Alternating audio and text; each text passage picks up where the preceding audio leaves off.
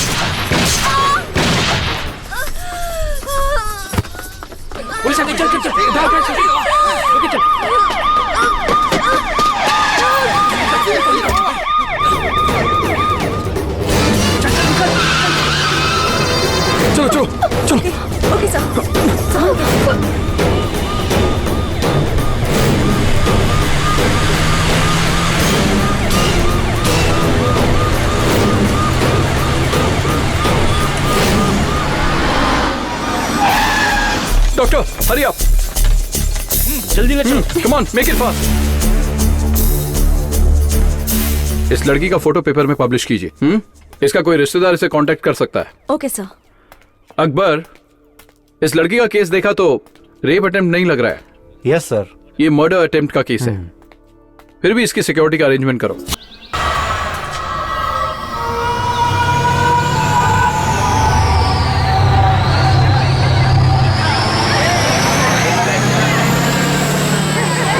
बहुत मजा आ रहा है।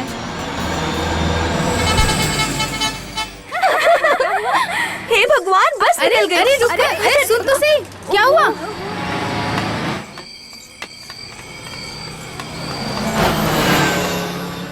स्टॉप। अरे ये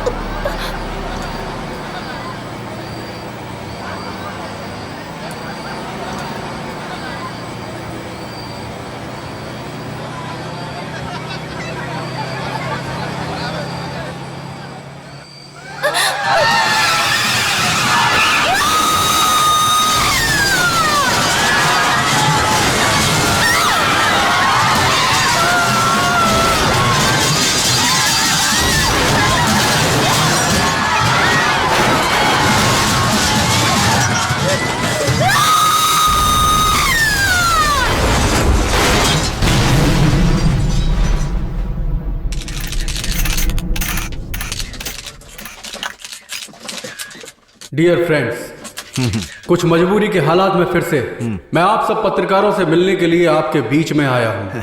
सारी दुनिया के हिसाब से कच्चे तेल का भाव दिन ब दिन बढ़ता ही जा रहा है। इसी वजह से हमारे देश में भी हम पेट्रोल और डीजल का भाव बढ़ने से रोक नहीं सकते। पेट्रोल का भाव प्रति लीटर 2-4 रुपये, 2-4, डीजल का भाव प्रति लीटर 2 रुपये बढ़ाने का हमने फैसला लिया है। ये क्या बात कर पता रहे नहीं क्या हैं? बोल, वहाँ भाव बढ़ गया है तो हमें यहाँ भी भाव बढ़ाना पड़ रहा है। ये बात आप कितनी बार बताएंगे? वहाँ भाव बढ़ा है तो यहाँ भी भाव बढ़ेगा। आप बिजनेसमैन की तरह बात कर रहे हैं। आप सरकार में भाव बढ़ाने आए या लोगों का भला करने आए? अगर कच्चे तेल का भाव गिरे तो आप पेट्रोल की कीमत कम कर देते हैं क्या? इलेक्शन तक आप लोग भाव नहीं बढ़ाने वाले, इलेक्शन के बाद बढ़ा दिया तो? इलेक्शन से पहले बढ़ाएंगे तो वोट नहीं मिलेगा क्या? पेट्रोल का भाव बढ़ने से सब कुछ बढ़ जाता है, दाल चावल से लेकर सब्जी भाजी तक। बस की टिकट के साथ साथ ट्रेन की टिकट का भी रेट बढ़ जाता है। इतना ज्यादा बर्डन पब्लिक के ऊपर होगा तो पब्लिक कैसे बर्दाश्त कर पाएगी? मैं आपकी जगह पर होता तो आपसे भी अच्छा सवाल करता। आप मेरी जगह बैठेंगे तो पता चलेगा आपको। पेट्रोल का भाव फिर बढ़ गया।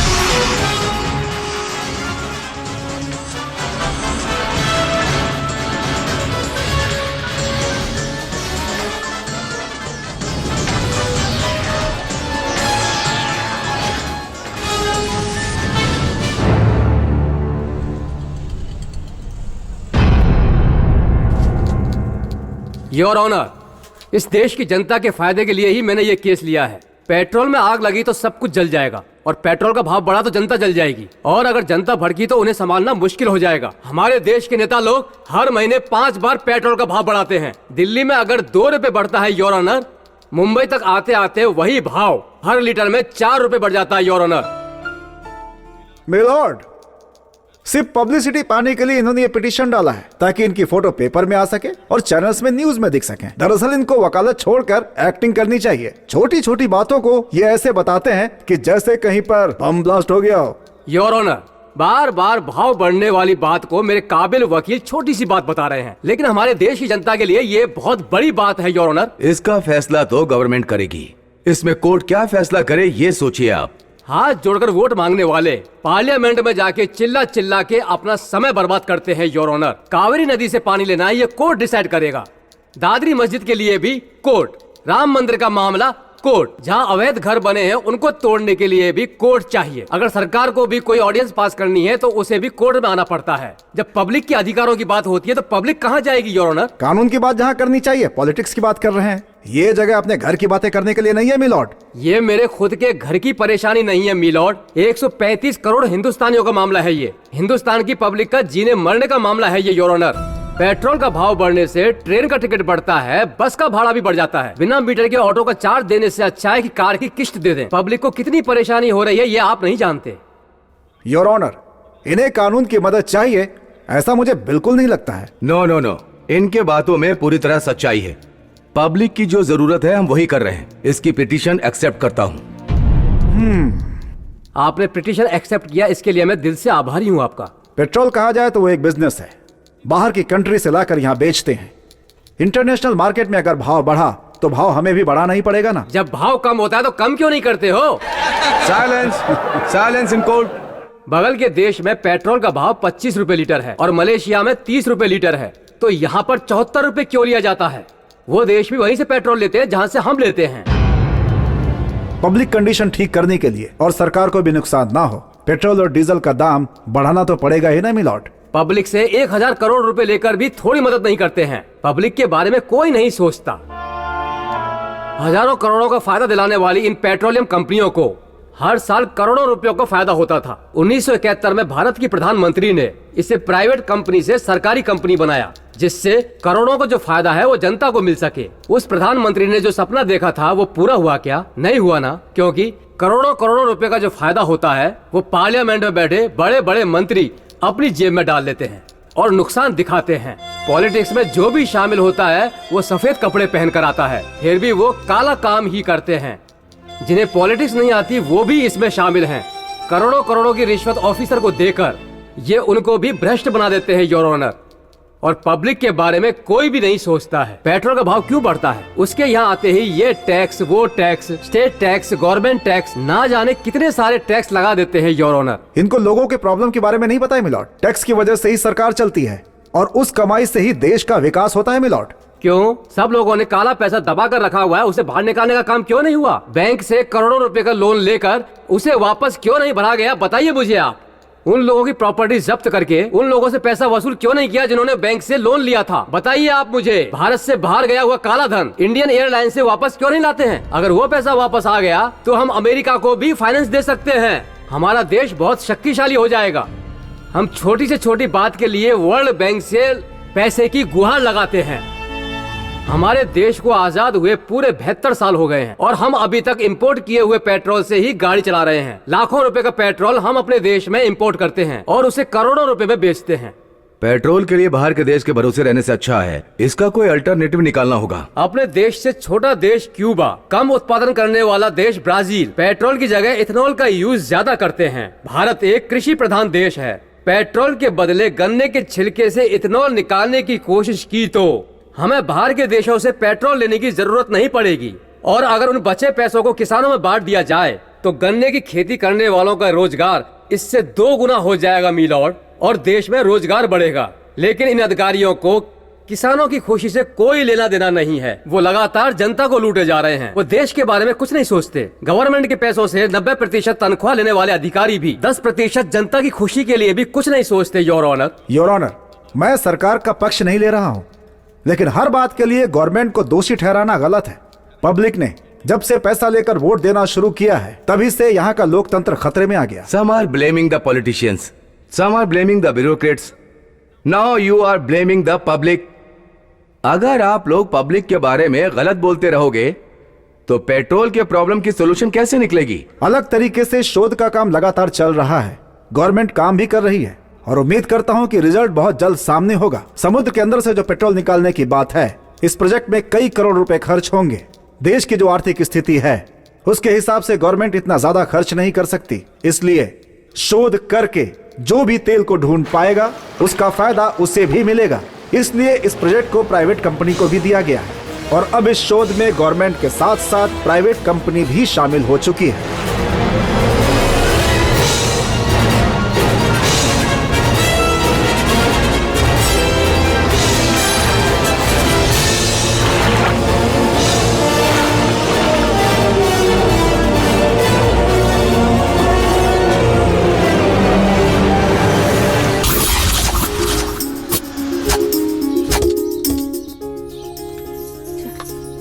माँ, वो आ गई।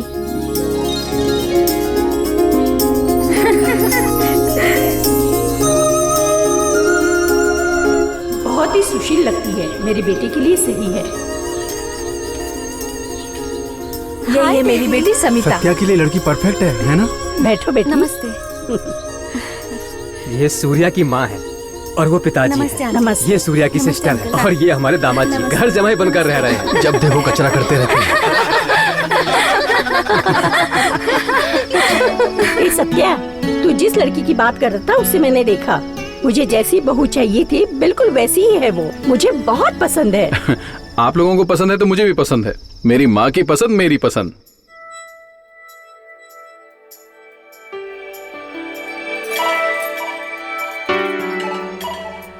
सरिता, मुझे ऐसा लगता है कि तेरी सास तुझे शादी से पहले ही अपने घर ले जाएगी। ऐसे सास ससुर मिलना बहुत भाग्य की बात है। तू बहुत नसीब वाली है मेरी बेटी। Good evening sir. हम लोगों ने जिस लड़की को हॉस्पिटल में एडमिट किया उसके माँ बाप आए हैं। कम इन। नमस्ते। बैठिए। नमस्ते सर। पेपर में न्यूज दिए हुए 1 हफ्ता हो गया है और आप लोग अब आ रहे हैं। पिछले हफ्ते मेरी बेटी के एक्सीडेंट में मौत हो गई थी। उसी का क्रियाक्रम करने हम काशी गए थे, इसलिए हमने वो न्यूज नहीं देखी। हम जब वापस आए तो पड़ोसियों से हमें ये बात पता चली। बात क्या है? एक मरी हुई लड़की जिंदा कैसे हो गई? सर, वो अपने ऑफिस के ग्रुप के साथ टूर पर गई थी। उस एक्सीडेंट में सारे लोग मारे गए। उनमें से किसी का चेहरा पहचान में नहीं आ रहा था। एक लाश दिखाकर कहा, ये बेटी तुम्हारी है। पेपर में फोटो देखा सर, वो मेरी बेटी जैसी लग रही थी। उसी वजह से मैं यहाँ आपसे बात करने के लिए आया हूँ सर। अकबर सर। हॉस्पिटल चलो। Sir, attempt to murder case वाली लड़की इसी हॉस्पिटल में है ना? किस लड़की की बात कर रहे हो? सत्या सर ने जिस लड़की को भर्ती किया है वही लड़की है सर। वो कौन से फ्लोर पर है सर? आप लोग कौन है? हम दोनों उसके माता पिता हैं सर। पुलिस वाले ने उसे एडमिट किया हुआ है। वो एरिया पुलिस के कंट्रोल में है। अगर पुलिस वाले इजाजत देंगे तो ही उनसे मिल सकते हो। सर एक बार मिलने दीजिए ना सर।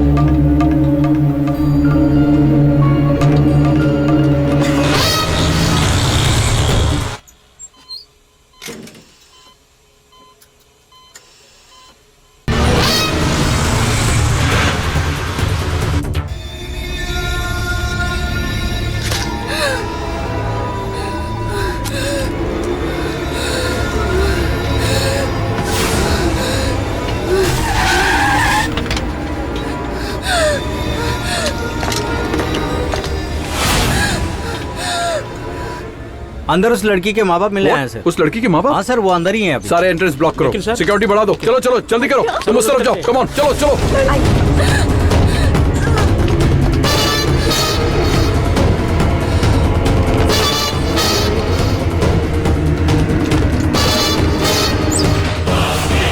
हम जा रहे हैं।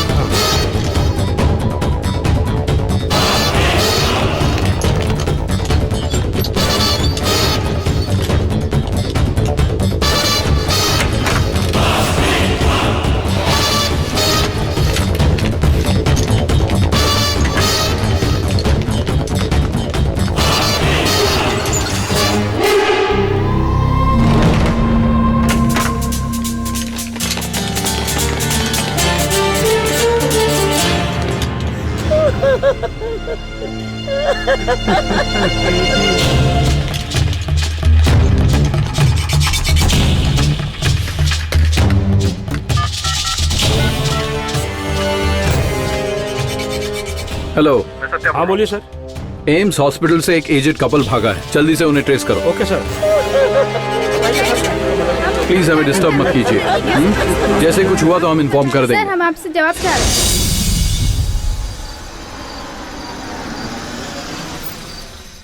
सर वो मेरी इकलौती बेटी थी सर, उसका नाम नर्मदा था। ओशियन टेक्नोलॉजी में गोल्ड मेडलिस्ट थी सर। 2012 में आईपीएनसी में जूनियर इंजीनियर में ज्वाइन हुई थी सर। वो एक ही साल में प्रमोट होकर सीनियर इंजीनियर बन गई थी सर। वो बहुत ही ब्रिलियंट थी सर। अच्छा, वो काम कहाँ कर रही थी? बे ऑफ बंगाल आंध्रा सीसोर में पेट्रोलियम रिसर्च यूनिट में ज्वाइन हुई थी सर। वहाँ से बम्बई हाई सी में उसका ट्रांसफ़र हो गया था सर। बॉम्बे में रहते वक्त ऑफिस के स्टाफ के साथ शिमला कुल्लू मनाली टूर पे गई थी सर। पर मनाली जाते वक्त उनके बस का एक्सीडेंट हो गया था सर। बस के एक्सीडेंट के बाद किसी का भी चेहरा पहचान में नहीं आ रहा था सर। उसके लगेज को देखकर उन लोगों ने बताया कि यही आपकी बेटी है। वहाँ जो मरी वो मेरी बेटी नहीं थी सर। दिल्ली हॉस्पिटल में जो मरी है वही मेरी बेटी थी सर। तो फिर ये बॉडी आपकी बेटे की है, ये आपको किसने बताया? नहीं जानता सर। तो उस बॉडी का क्या किया? जला दिया क्या? मेरी एक ही बेटी थी सर, बहुत प्यार से पाला पोसा था, इसलिए जलाने की हिम्मत नहीं हुई तो उसे दफना दिया।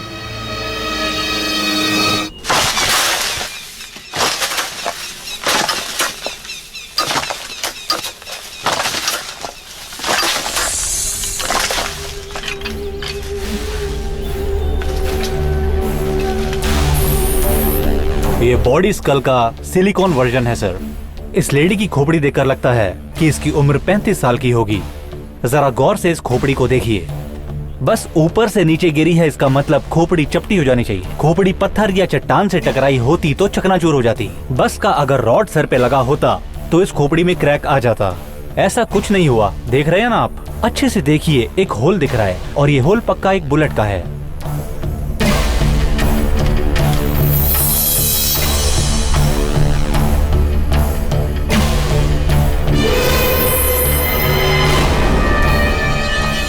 मिस्टर राजशेखर, जी सर।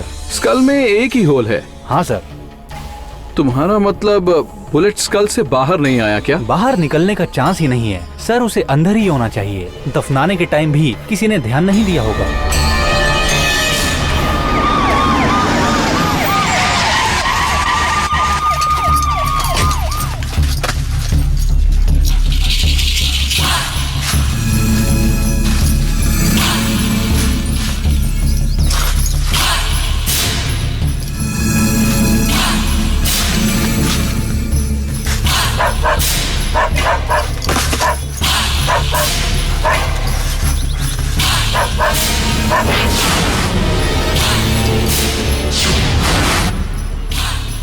अकबर, एक्सीडेंट स्पॉट में डॉग स्क्वाड को ले जाकर जांच करो।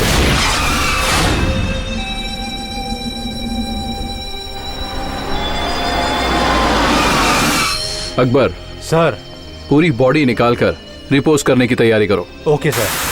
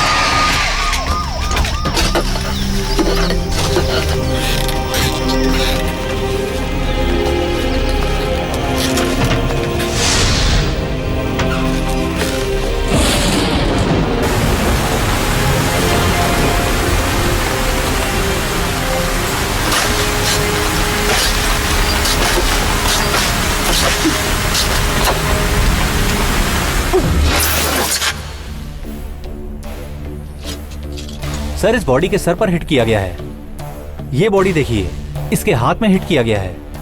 उसके बाद चेस्ट पे भी हिट किया गया है। बाकी दोनों बॉडी में, एक के हार्ट पे हिट किया और दूसरे के लीवर पे।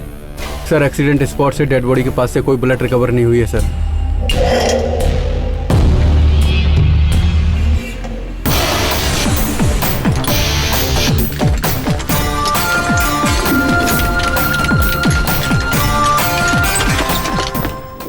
आई एम सत्यवीर सिंह, आइए असिस्टेंट कमिश्नर ऑफ पुलिस। बैठिए सर। इट्स ओके, मुझे चेयरमैन से मिलना है। क्या काम है आपको? मनाली में एक बस का एक्सीडेंट हो गया था। हाँ पता है। उसके बारे में कंप्लेंट आई थी, उसी के बारे में पूछना है। हाँ, कंप्लेन आई थी तो आप इंक्वायरी करने यहाँ चले आए। कोई भी कंप्लेन करेगा तो आप कहीं भी पूछताछ करने चले आएंगे। अगर मैंने पीएम के नाम पे कंप्लेन की तो आप वहाँ भी चले जाएंगे। बताइए सर। आपके जैसा पीए होगा तो पीएम से भी पूछ सकता हूँ, लेकिन मेरे जैसा पुलिस ऑफिसर आएगा तो बिना पूछे नहीं जाएगा। अरे सर, गुस्सा क्यों हो रहे हैं? वो सब लोग बस के एक्सीडेंट में मारे गए और उसकी सारी फॉर्मेलिटीज हो चुकी है सर। अब क्यों इंक्वायरी कर रहे हैं सर? चुप। हाँ? तुम्हारा जवाब मुझे नहीं चाहिए। तुम्हारे चेयरमैन के ऊपर मेरे पास कंप्लेंट आई है और मैं उससे मिलने आया हूँ। मिलवाओगे या नहीं? मिलवाऊंगा सर। वो 5वें फ्लोर पे है, बहुत बिजी है सर। अभी वो किसी से नहीं मिल सकते, मैं परमिशन नहीं दे सकता। ठीक है, तो उन्हीं से परमिशन ले लेता हूँ। अरे सर सर सर, रुके रुके रुके, कहाँ जा रहे हैं सर? सर सर, मेरी नौकरी चली जाएगी, सुनिए तो सर। अरे सर, मेरी बात तो सुनिए सर। सर अरे सर, ऐसे मत ये सर, मैं कुछ करता हूँ सर। सर रुके सर। अरे सर सर, सुनिए तो, सुनिए सर। अरे सुनिए सर, प्लीज। अरे सर, मैं मना कर रहा हूँ सर, सुनिए तो सर। Sir please. कौन हो तुम? Satyavir Singh, assistant commissioner of police, Connaught Place. Police वाले हो तो कहीं भी घुस जाओगे बगैर पूछे, बगैर परमिशन लिए? प्रॉपर परमिशन मैंने मांगी थी, इन्होंने कहा सर बहुत बिजी हैं। कितना बिजी है यही देखने के लिए मैं यहाँ आया हूँ, और ये केस सीरियस क्रिमिनल ऑफेंस का है, इसलिए मैं परमिशन को इतनी प्रायोरिटी नहीं दे रहा हूँ। मिस्टर अग्रवाल, आपके ऑयल कॉर्पोरेशन में काम करने वाली मिस नर्मदा एक्सीडेंट में मारी गई, ये आपके रिकॉर्ड में है। हमारे रिकॉर्ड में नहीं है, आपके रिकॉर्ड में है। मरने वाले को आपने मुआवजा तो दिया होगा? हाँ दिए, पुलिस को भी इंफॉर्मेशन भेजी थी। अपने रिकॉर्ड या पुलिस के रिकॉर्ड को देखकर मुआवजा दिया, ये मैं पूछने नहीं आया हूँ। पिछले महीने हिमाचल प्रदेश में आपके कॉर्पोरेशन के 15 इंजीनियर्स, उनकी फैमिली मेंबर्स मिलाकर पूरे के पूरे 35 लोग एक्सीडेंट में मारे गए। वो कोई हादसा नहीं बल्कि मर्डर था। नर्मदा के माता पिता ने यही कंप्लेंट की है, मैं उसी के सिलसिले में आया हूं। आपके पास काम करने वाले वो 15 इंजीनियर्स कहाँ काम कर रहे थे, ऑन शोर या फिर ऑफ शोर, डिगिंग पॉइंट या सेलिंग पॉइंट पे, उनका कहाँ कहाँ ट्रांसफर हुआ था, उन लोगों के प्रमोशंस, उनके सारे पिछले रिकॉर्ड्स मुझे अभी चाहिए अर्जेंटली। वर्गीस जी सर। थोड़ा बाहर जाओ। मैडम आप भी ओके, चाहिए सर। 2 कॉफी भिजवा देना। Okay, sir. हाँ sir. Okay sir. Satyavir Singh, क्या नाम है। तमिलनाडु से हो? हाँ हाँ, चेन्नई। हाँ, मैं भी केरला से ही हूँ। अग्रवाल सुन के कंफ्यूज हो क्या? माँ केरला की, बाप यूपी से। उस जमाने में लव मैरिज। दिल्ली में कहाँ रहते हो?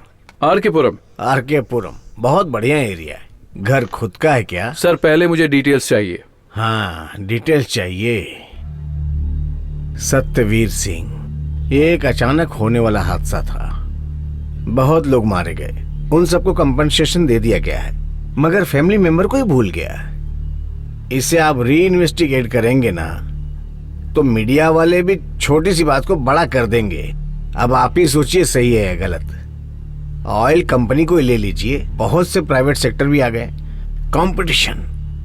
इसमें आप भी कुछ बोलेंगे तो हमारी कंपनी पे दाग लग जाएगा। ये सब जरूरी है क्या? कुछ ले दे के रफा दफा कर। आप ये केस ले देकर रफा दफा करना चाहते हैं तो आपने इसमें गलत काम किया है।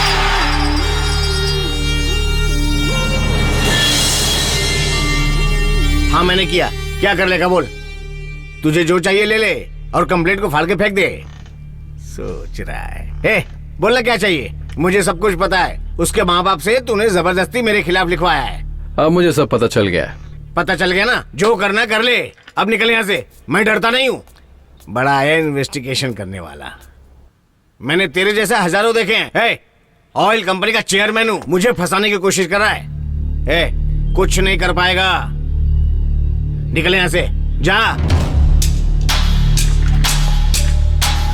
मिस्टर अग्रवाल,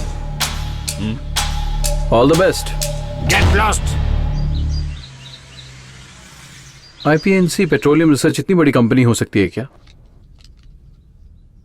देखो सूर्या, पहले के कामों में सब जिम्मेदार लोग हुआ करते थे, लेकिन अब देखो सभी राउडीज और बदमाश लोग हैं। यही अपने देश का भविष्य हो गया है। कोई कुछ भी कर ले, लेकिन इनका कोई कुछ नहीं कर सकता। पुलिस इनका कुछ नहीं कर सकती। हमारे पास इतनी भी पावर नहीं है। पावर है। कन्याकुमारी और कश्मीर तबादला कर दिया जाएगा और इसकी जगह उनके लोग बैठ जाएंगे और फिर उनके हिसाब से वो जो चाहेंगे वैसी ही फाइल बन जाएगी और तुम हमेशा के लिए फ्रेम से बाहर। तो फिर क्या करना चाहिए सर? देखो, इस केस को अगर सॉल्व करना हो तो कोई और रास्ता अपनाना होगा। पर कौन सा रास्ता? इसे राजनीति का रूप देकर सारे हिंदुस्तान के पब्लिक तक पहुंचाना होगा। सिर्फ एकमात्र यही एक रास्ता है। उसके लिए हमें एक ईमानदार नेता से मिलना ही पड़ेगा, तभी कुछ हो सकता है।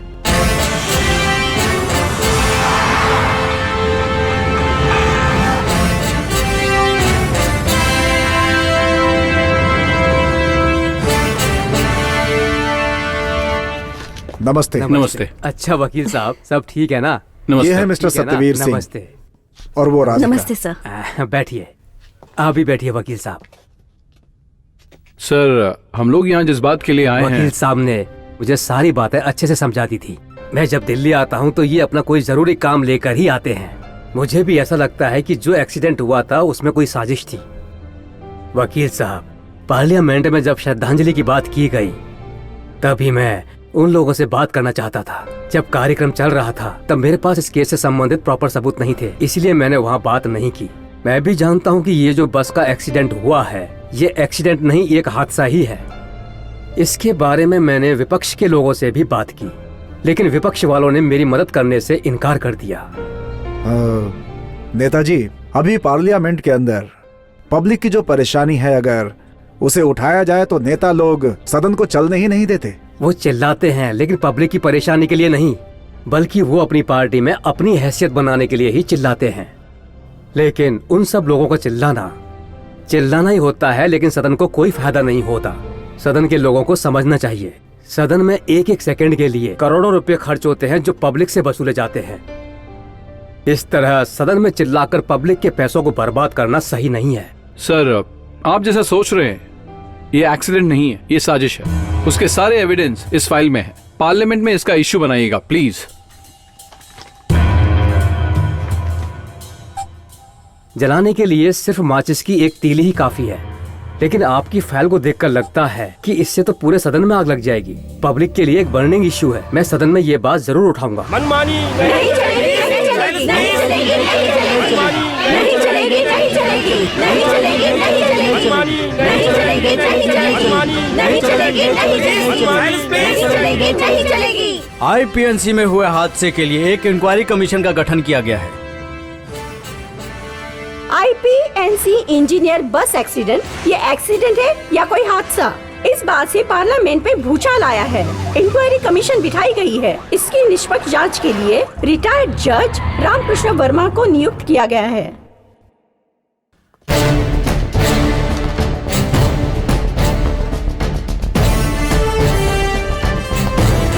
Okay sir. Good morning. I am Sanjay Yadav, commissioner of police, greater Delhi. हाँ, very good, please be seated. Thank you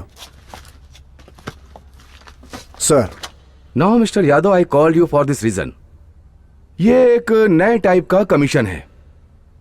अब तक जो कमीशन थे वो या तो इंक्वायरी करते थे या फिर इन्वेस्टिगेशन करते थे, लेकिन अब जो कमीशन बना है इन्वेस्टिगेशन करने के साथ साथ इंक्वायरी भी करेगा। जुडिशियल कमीशन को पुलिस डिपार्टमेंट की तरफ से मदद करने के लिए कहा गया है, ऐसा होम डिपार्टमेंट से ऑर्डर आया है सर। ये commission it's not only important, it's also very sensitive. So इसका जो स्टाफ होगा, ऑफिशियल्स, पुलिस, सबके ऊपर कंप्लीट विजिलेंस। मेरे बारे में तो आप जानते हैं ना, I will not tolerate any wrong doing.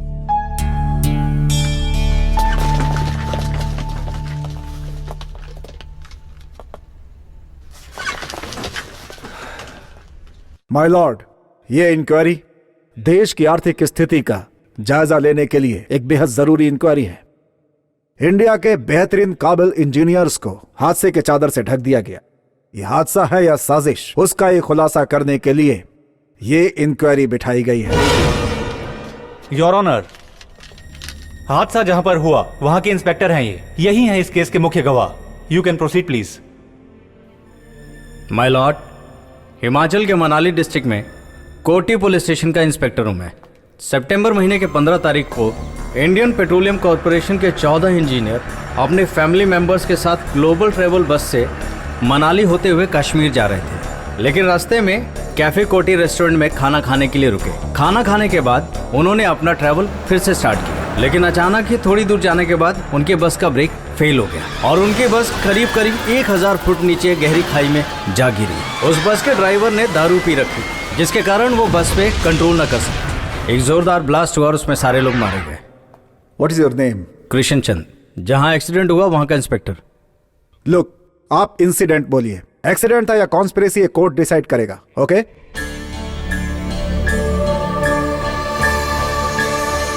नहीं सर, वहां अक्सर एक्सीडेंट होते रहते हैं। इससे पहले कब हुआ था? इससे पहले ये कुछ याद तुमने बोला ना कि हमेशा होता रहता है, तो इतना सोच क्यों रहे हो? नहीं सर, 2 साल पहले हुआ था एक्सीडेंट। ओहो, 2 साल पहले हुआ था, ये बार बार है। ओके, कितने लोग उस एक्सीडेंट में मारे गए थे? इससे पहले वहां जो भी एक्सीडेंट हुआ, क्या उसमें भी सब के सब लोग मारे गए थे? नहीं ना? नहीं। नहीं ना? नहीं, मैं बोल रहा हूं ना sir. Okay my Lord, accident में 1-2 लोगों के बचने के चांसेस होते हैं, लेकिन इस इंसिडेंट में किसी की भी जान नहीं बची, क्योंकि इसका कोई गवाह नहीं होना चाहिए। ऐसी साजिश रची गई थी। That's why it's a well planned, cold blooded conspiracy. My Lord, Indian petroleum and natural gas corporation के चेयरमैन को हमने सम्मन भेजा था। In spite of his busy schedule, court के मर्यादा का सम्मान करते हुए वो यहाँ पर आए हुए हैं। नमस्ते।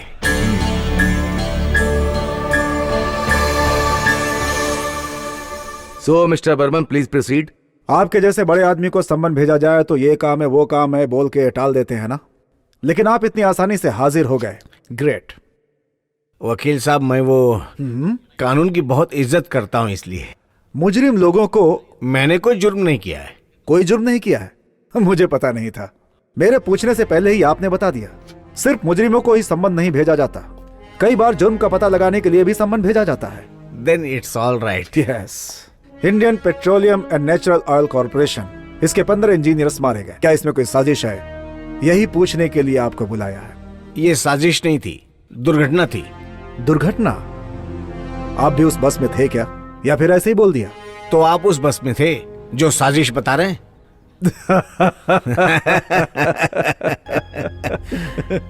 मैं ऐसे पूछूंगा, ये आपको पहले ही से पता था ना? ये आप क्या बोल रहे हैं? नहीं, मेरे सवाल करने से पहले ही आपका जवाब तैयार रहता है। सही बात बोलना कुछ गलत है क्या?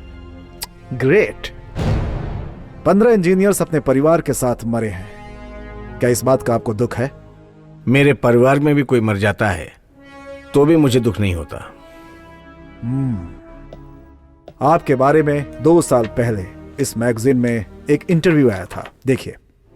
हाँ, मैं नया नया चेयरमैन बना था, तब ये इंटरव्यू दिया था। बहुत सारी बधाइयां आई थी। इस इंटरव्यू में आपने कहा, अनाथ हूं, मेरे माता पिता नहीं हैं, अनाथ आश्रम में ही पला बढ़ा हूं, देश की सेवा करने के लिए ही मैंने अभी तक शादी नहीं की, ब्रह्मचारी की तरह जीवन जी रहा हूं, यही बोला था। हाँ हाँ हाँ, बोला था। ओह, जब इंजीनियर्स मरे थे तो आपको थोड़ा भी दुख हुआ या नहीं? आपसे पूछा तो मेरी फैमिली में अगर कोई मरे तो भी दुख नहीं होता, ऐसा आपने कहा। लेकिन आपका तो कोई परिवार ही नहीं है, फिर आपने ऐसा कैसे कहा? इंजीनियर नर्मदा ने मरने से पहले आपसे सेल फोन पे बात की थी, क्या बातें हुई थी? मुझसे बात की थी, ये सही है, लेकिन मरने से पहले या बाद में मुझे पता नहीं। मरने के बाद बात नहीं कर सकती, तो पहले ही बात हुई होगी। क्या बातें हुई थी? टूर पे जाना चाहती हूँ ऐसा पूछा था। उसने ऐसा क्यों पूछा? कोई पर्सनल प्रॉब्लम है ऐसा बोली थी, लेकिन मैंने कहा जरूर जाना चाहिए। जरूर जाना चाहिए, क्यों बोला आपने? सर, एक इंजीनियर समुद्र में 3 से 4 महीने तक अपने प्रोजेक्ट में बिजी रहते हैं। उस वक्त वो अपनी फैमिली से मिल नहीं सकते, बात नहीं कर सकते। उस वक्त मेंटल स्ट्रेस बहुत ज्यादा रहता है, मानसिक परेशानी। हाँ हाँ, वही। ओके। इसके लिए हम लोग प्रोजेक्ट और दूसरे प्रोजेक्ट के बीच में अपने खर्चे से उनकी पूरी फैमिली को 10 से 15 दिन के लिए टूर पे भेजते हैं, और जब वो लोग लौट कर आते हैं तो एक नया जोश होता है। हाँ, वैसे ये भी टूर ऑर्गेनाइज करके भेजा गया था। ओहो। वैसे वो लड़की भी उस टूर में जाके मर गई ऐसा लगा था। उसकी फैमिली को कंपनसेशन दे दिया गया है, लेकिन बाद में पता चला कि वो लड़की वो टूर में गई नहीं थी। कब पता चला? उसकी फोटो न्यूज़पेपर में देखी थी। ओ, पेपर में? हाँ हाँ, पेपर में। तो आपने कांटेक्ट किया? नहीं किया। क्यों? जरूरत नहीं थी, इसलिए नहीं किया। आप एक बड़े इंस्टीट्यूशन के चेयरमैन हैं, आपको लगा मर गई लेकिन वो जिंदा थी, ये पता होने के बावजूद आपने उसे कांटेक्ट क्यों नहीं किया? उसमें दिलचस्पी क्यों नहीं ली? जरूरी नहीं समझा, इसलिए नहीं ली। आपके आईपीएनसी की तरफ से कोई गया था क्या? मैंने किसी को नहीं भेजा। गए थे क्या, ऐसा पूछा? गए या नहीं गए ये बताइए। मैंने किसी को भेजा नहीं, इसका क्या मतलब है? वो ऐसा कि हो, तो आपने किसी को नहीं भेजा, इसका ये मतलब है। माय लॉर्ड, इस इंस्टीट्यूशन में भेजेंगे तो ही कोई जाएगा, नहीं तो कोई नहीं जाएगा। कुछ ऐसा है, सब कुछ इनके ही हाथों में है। इनकी जानकारी के बिना इस इंस्टीट्यूशन में कुछ भी नहीं हो सकता। Your honour. Yes. Mister GD Agarwal को 2 दिन के लिए पुलिस कस्टडी में रखकर पूछताछ करनी है। प्लीज परमिशन दीजिए your honour. That's impossible your honour. इन्हें अरेस्ट नहीं कर सकते, पुलिस कस्टडी में भी नहीं रख सकते, ऐसा हमने कोर्ट से ऑर्डर लिया है। हाई कोर्ट से, सुप्रीम कोर्ट से, या कौन कौन से कोर्ट से ऑर्डर लिए हैं, जरा ये बता दीजिए, उसके हिसाब से ये इंक्वायरी होगी। सर, इससे पहले आईपीएनसी कंपनी के ग्लोबल ट्रैवल्स के 10,000 और 20,000 के 2 बिल पास हुए हैं, लेकिन उस एक्सीडेंट के बाद का देखिए सर, लाखों रुपए के बिल पास हुए हैं। रीमा, उस ट्रैवल कंपनी में जाकर इंक्वायरी करने से हमें एविडेंस मिलेंगे ऐसा लग रहा है।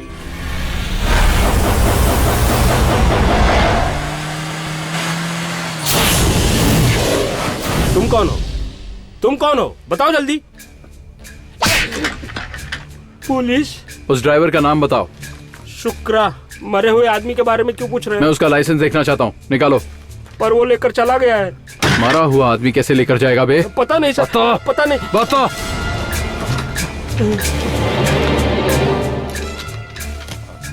बोल बे, एक्सीडेंट में मरा शुक्रा उसने ऑस्ट्रेलिया का वीजा निकाला है।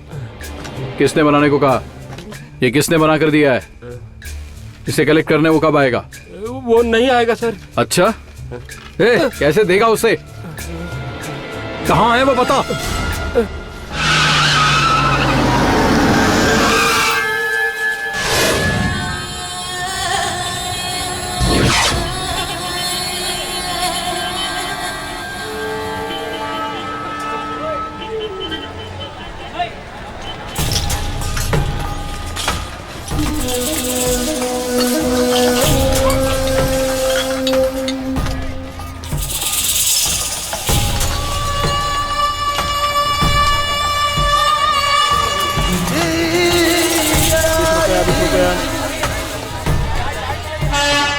आइए, सस्ते में ले जाइए। आइए आइए।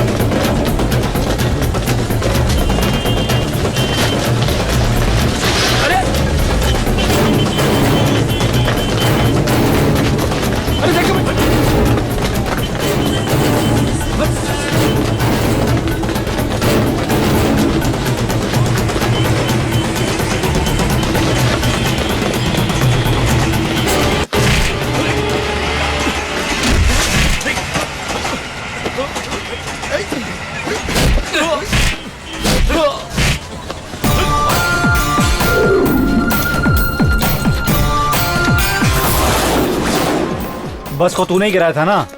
बस को मैंने नहीं गिराया सर, दारू पी के गाड़ी चला रहा था इसलिए एक्सीडेंट हो गया। ये क्या? पुलिस की रिपोर्ट और गुंडों की रिपोर्ट एक जैसी है। ये बात है, इन लोगों ने इस एरिया के पुलिस वालों के साथ मिलकर प्लान बनाया है, तो डायलॉग कैसे अलग होगा? क्या सर आप लोग क्या बात कर रहे, मेरे तो कुछ समझ में नहीं आ रहा। तुझे समझ नहीं आ रहा है? समझ नहीं आ रहा है? उससे सवाल पूछते हैं तो उल्टा जवाब देता है। सुनिए सर। How dare you?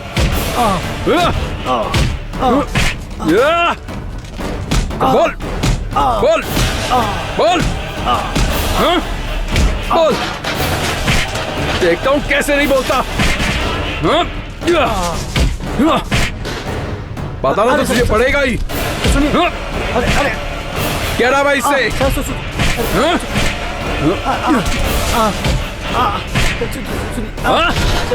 कुछ नहीं जानता तू? मुझे पता नहीं सर। बोल बोल बोल। बताता हूँ सर, बताता हूँ। दिल्ली का दादा जॉन खैतान का आदमी था। एक दिन वो मेरे पास आया और बोला एक बस कश्मीर ले जाना है। बस में बैठे इंजीनियर जो बात करेंगे उसे ध्यान से सुनना और मुझे बताना। सर मुझे चेयरमैन पे भरोसा नहीं है, वो बिल्कुल झूठ बोल रहे हैं। अच्छा, हम लोग टूर खत्म करने के बाद प्राइम मिनिस्टर से मिलेंगे और कंप्लेंट करेंगे। जरूर करेंगे। मैंने जॉन को फ़ोन किया और बताया कि ये लोग आईपीएनसी के चेयरमैन की कंप्लेन प्रधानमंत्री से करने वाले हैं। तब जॉन ने कहा कि बस का एक्सीडेंट करो और बस को खाई में गिरा दो। फिर जैसे इंस्पेक्टर ने कहा, मैं चलती बस से कूद गया, बस खाई में गिर गई और सारे लोग मारे गए।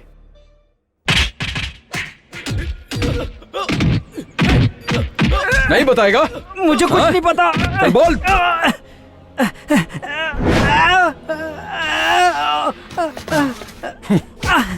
ए, चल बोल। मुझे कुछ नहीं पता, मुझे कुछ नहीं पता।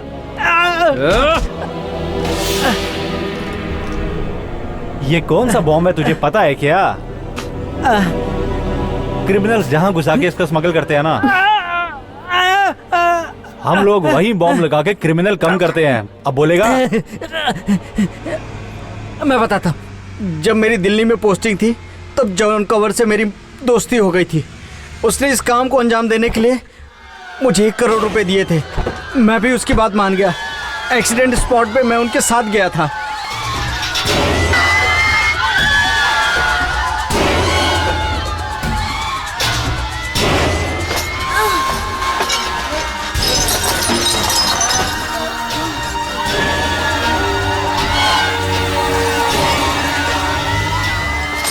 स्पॉट पे जाने के बाद पता चला कि वहाँ कुछ लोग अभी भी जिंदा हैं और उसने उनको गोली मार दी। उसके बाद डीजल टैंक में गोली मारकर उसे ब्लास्ट कर दिया। लेकिन उस बस में ट्रैवल करने वाली एक लड़की बच गई थी, वो हमें नहीं पता था।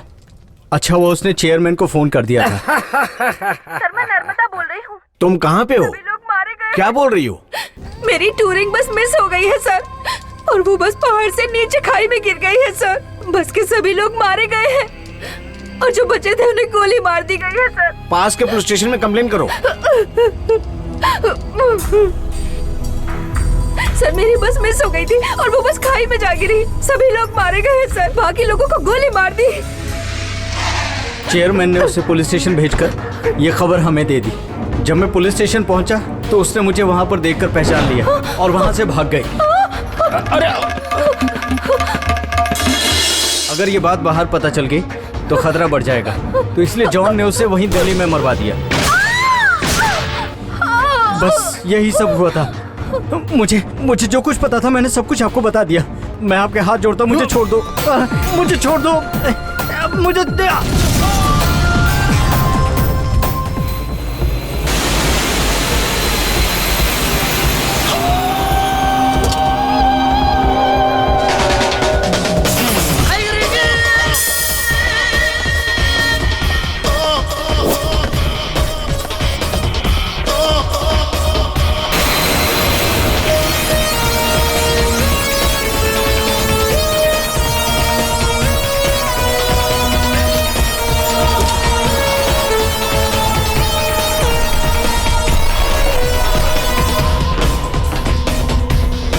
सर, मनाली वाले एक्सीडेंट में इंक्वायरी कमीशन बैठा दिया गया है और ड्राइवर शुक्ला को अरेस्ट कर लिया गया है। आईपीएनसी के चेयरमैन अग्रवाल साहब ने कोर्ट में गवाही भी दी है सर। सैयद, सारे चेयरमैन को आइलैंड पर बुला लो।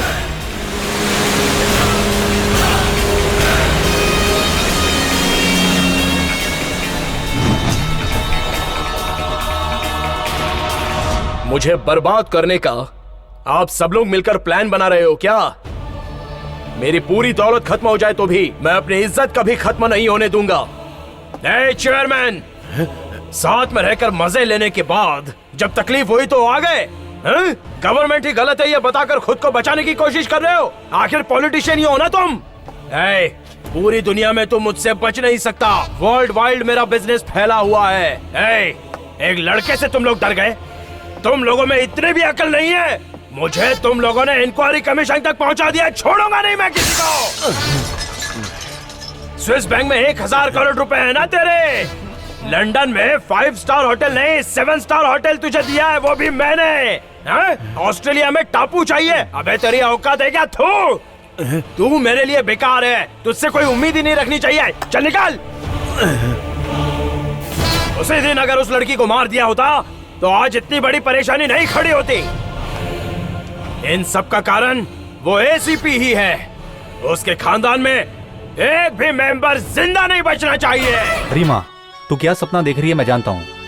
सर तुमसे मिलते जुलते हैं और तुम गलत समझ रही हो। वो किसी और लड़की से प्यार करते हैं, उसका नाम समीता है और दोनों के घर वालों को रिश्ता मंजूर है।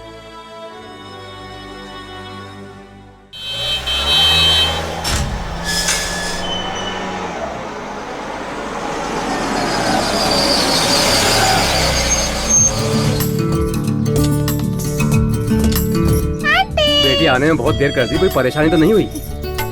आओ बेटी, चलो।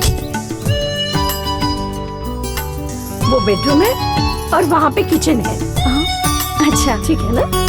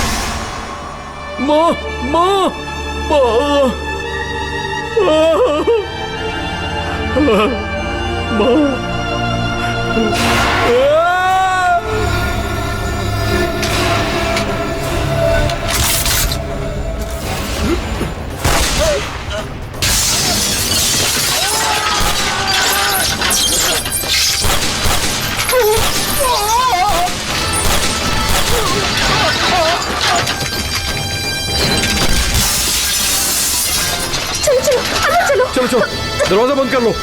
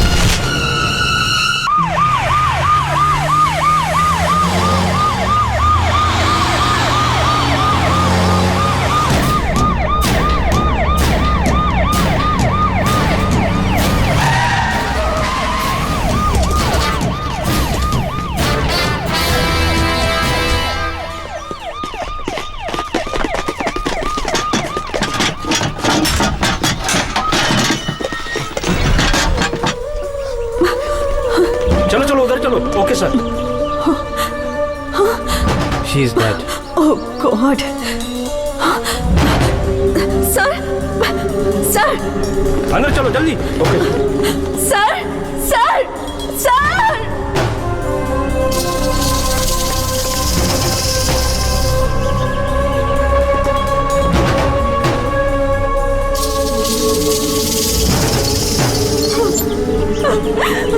अकबर, सर को क्या हुआ है? अकबर देखो ना। Sir sir.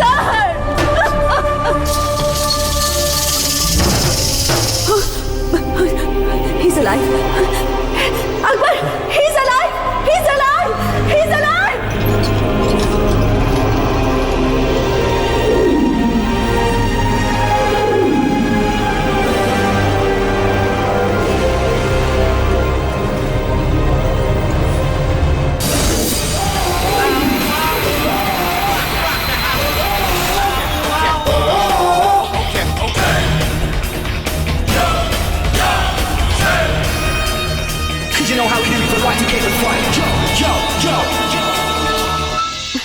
आराम से सर, संभाल के संभाल के।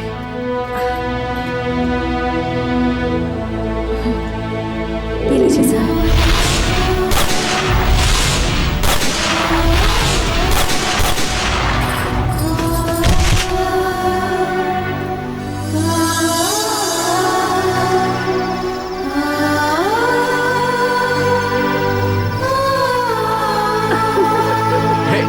अरे बेटा मुझे दे, मुझे दे। सुनो।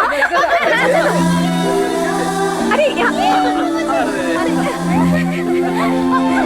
क्या करेंगे?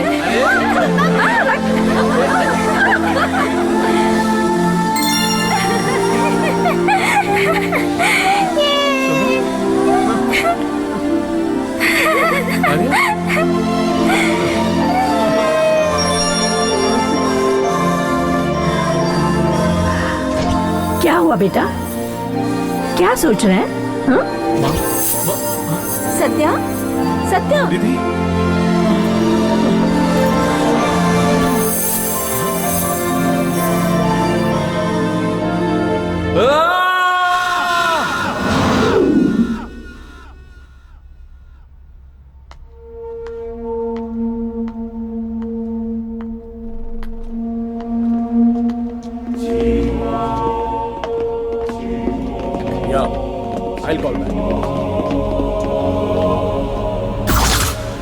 नमस्ते राकेश जी। नमस्कार sir. Please sit down. Thank you.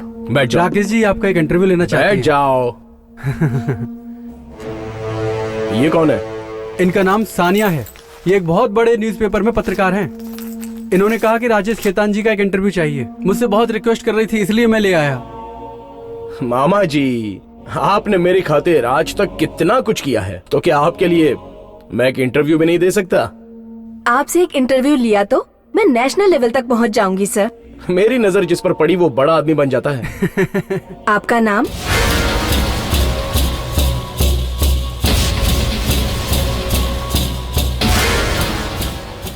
ये कैसी बात कर रही हो? राकेश खेतान को पूरी इंडिया में कौन नहीं जानता? आपकी कंपनी का नाम? मेट्रो लाइंस का नाम तो सारी दुनिया जानती है, तुम नहीं जानती? इंडिया में तो आप बहुत ही पैसे वाले हैं, ऐसा सुनने में आया है। ये सच है? क्या पूछ रही है ये सब? जी हाँ। Thank you sir. चलती यही पूछने के लिए आप इतनी दूर आई थी? वैसे ये क्या क्या पूछ रही थी, मैं समझ रहा था। बहुत कुछ पूछने के लिए आई थी। पूछूंगी तो मुझे कुछ हो ना जाए, इसका डर है। डरिए मत, पूछिए ना।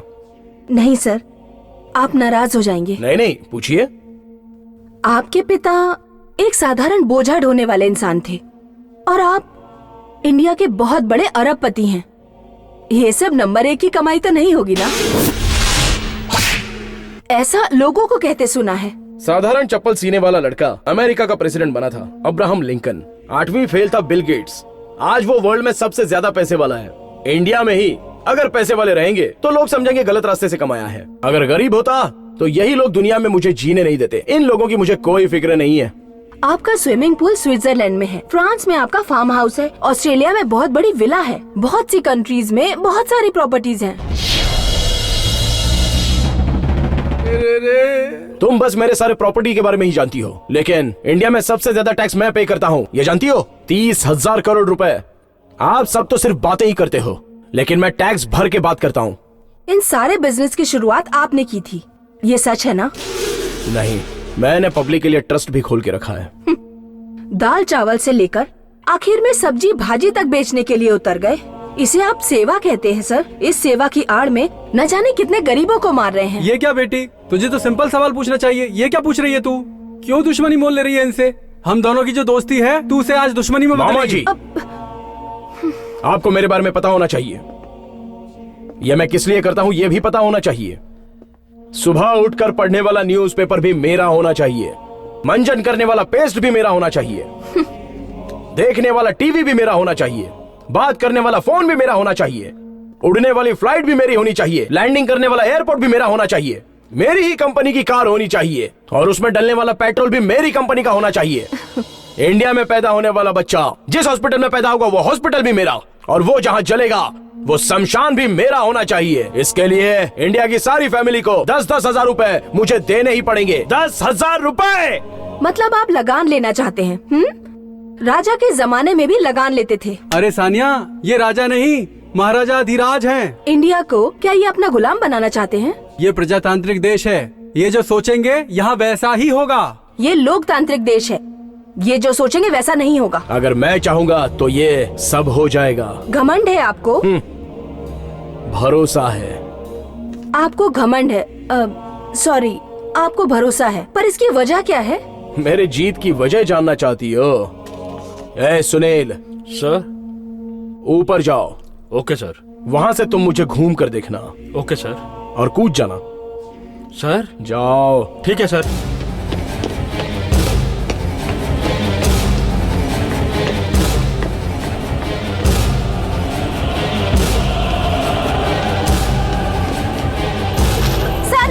रुकिए, हेलो हेलो सर, रुकिए सर।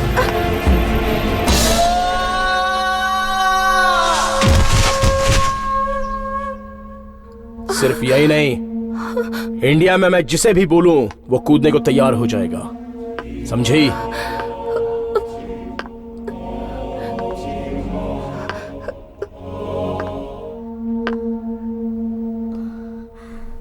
मिस्टर मुखर्जी। सर।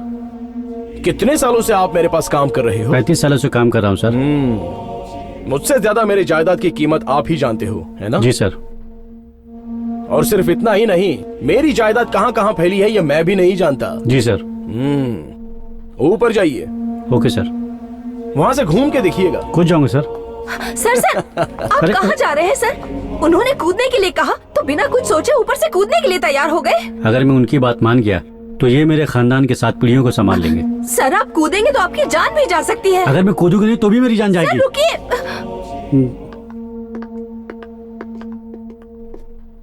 क्या हुआ, डर गई क्या? आपके पास जो काम करते हैं वो डरते होंगे, मैं एक पत्रकार हूँ, मैं डरने वाली नहीं हूँ। पत्रकार होने का मतलब आसमान से टपक कर आई हो क्या? आपके बारे में हकीकत लिखने के लिए आसमान से टपकने की जरूरत नहीं है, पेन में स्याही होनी चाहिए बस। स्याही हो सकती है लेकिन तुम्हारी जान नहीं रहेगी तो क्या? आप जान देने वाले ब्रह्मा नहीं हो और जान लेने वाले शिव भी नहीं, सब कुछ मैं ही हूँ ऐसा बोलते रहते हो, एक दिन तुम भी इस मिट्टी में मिल जाओगे। घमंड तो रावण का भी टूट गया था। इस देश का इतिहास लिखने वालों में हमारे जैसे पत्रकारों का भी हाथ है। आगे अगर जिंदा रहे ना तो तुम अपनी आंखों से देख लेना।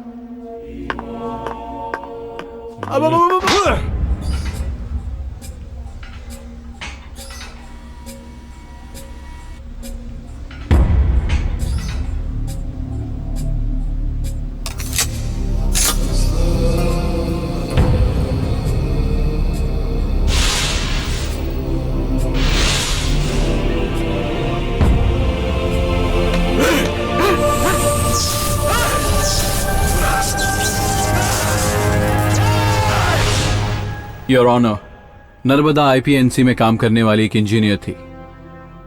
बस में जो थे उन्हें कैसे मारा गया ये उसे पता था, इसलिए दिल्ली में आकर उसे ढूंढा और उसे मार दिया गया। वो अगर जिंदा होती तो किसी के लिए वो खतरा थी, इसलिए हॉस्पिटल में उसके नकली माँ बाप बनकर कुछ लोगों ने उसका मर्डर कर दिया। और इस सच्चाई को मैं ही जानता हूं, इसलिए मुझे मारने की कोशिश में मेरे पूरे परिवार को मार दिया। ये सारा उनका प्लान है। Fantastic mister Satyavir Singh, fantastic. बहुत अच्छी कहानी बनाई आपने, interesting. Oh my goodness, I never thought that you had such a creativity power. I salute it, I salute it. So उस लड़की की किसी और ने हत्या करने की कोशिश की, there is no problem about it. उसके लिए उसका कोई दूसरा कारण भी हो सकता है, लेकिन आपने जो कारण बताए हैं ना, that is what I object. आपने जो कहानी सुनाई वो अच्छी थी। अब मैं कहानी सुनाऊं। नर्मदा एक लड़के से प्यार करती थी। ये बात उसके माँ बाप को पसंद नहीं थी। वो दोनों भाग गए। उन्होंने भाग के शादी करने की कोशिश की, लेकिन मन बदल गया तो वापस आ रहे थे। ये बात लड़की के पिताजी को पता चली। उसने उन दोनों को मारने के लिए गुंडे भेजे, लेकिन वो बच गई क्योंकि आपने बचा लिया। वो बच गई क्योंकि आपने बचा लिया। कैसी लगी मेरी कहानी? अच्छा, एक और कहानी सुनाऊं। नर्मदा के माँ बाप अच्छे लोग हैं, लेकिन उसने गलत इंसान के साथ प्यार किया और उसके साथ वो चली गई एक ऑफिशियल टूर पे। लेकिन वहां पर उस लड़के ने नर्मदा का रेप करने की कोशिश की और वो वहां से भागी। वो आपके पास आई और आपने उसे बचा लिया। सही कह रहा हूं ना? अब आपको एक और कहानी सुनाता हूं।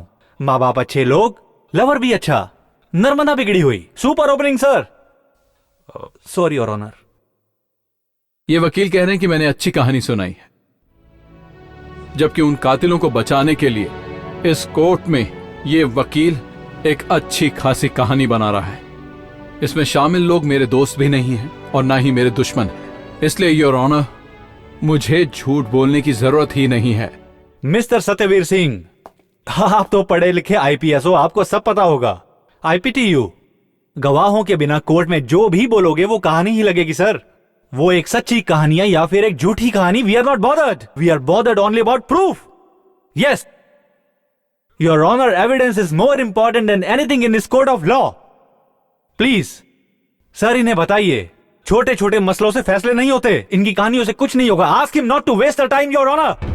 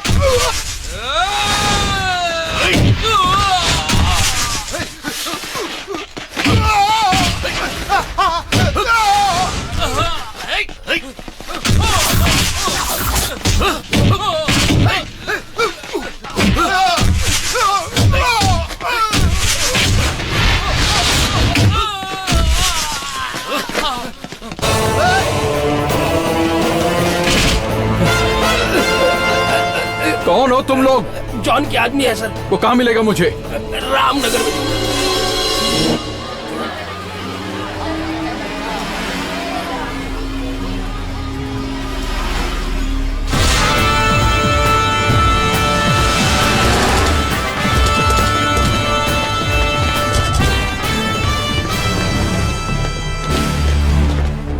Kuldeep Singh, go that side. Okay sir.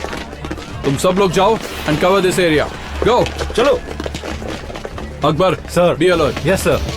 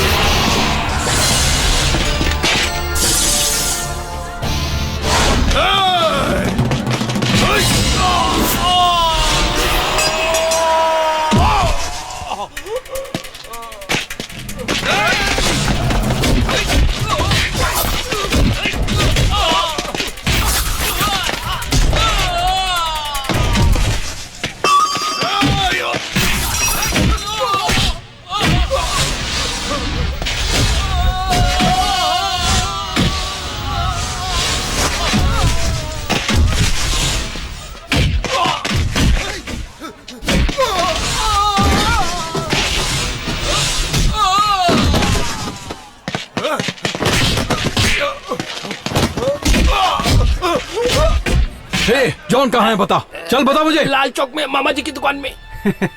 A mama, serious matter को कॉमेडी से बता रहे हो? चल बता जॉन कहाँ है, बता जल्दी कर, बता बता कि तेरी हड्डी पसली कर दूं, चल बता। भाई तुम भाग जाओ, पुलिस आ गई है। अरे चलो। अरे भाई तू तो भागने लगा, बाहर पुलिस वालों की भीड़ लगी है, तू मुझे अकेले छोड़कर कहाँ भाग रहा है? एक बूढ़े आदमी की मदद नहीं करोगे? लंगोट बांध कर आया ना? हाँ बांधा हुआ है। धोती उठा और चढ़ जा। अगर मैं पकड़ा गया तो तुझे ही फंसाऊंगा।